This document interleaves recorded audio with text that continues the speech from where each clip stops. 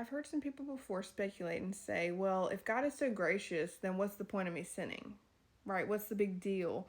Because if he's gonna just forgive me, then what's the big deal? Right? Wrong.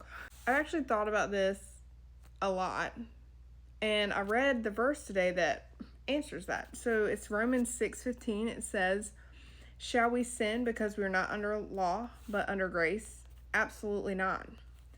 Do you not know that if you present yourselves as obedient slaves, you are slaves of the one you obey, either of sin resulting in death or obedience resulting in righteousness?" So what it's saying is the way you're acting is showing who you're obedient to. If you're continuing to walk in sin and allowing that sin in, now I know there's probably a rabbit hole I could go down about sin, because we're going to sin, right? We're not going to be perfect. But what it's saying is you can be a slave to sin, or you can be a slave to obedience.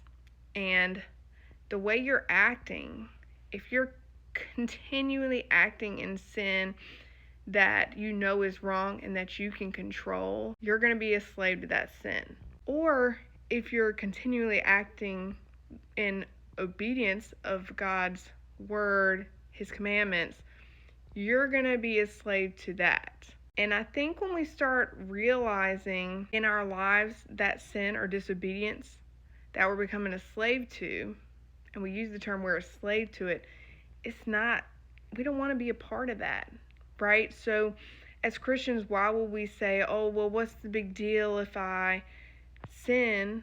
Because it is a big deal, because if you're letting that control you, that's not good.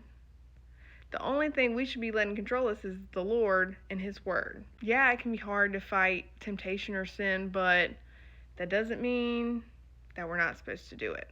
I encourage you, though, go read all of Romans 6, because it goes into much more detail about why we shouldn't let sin dominate our life.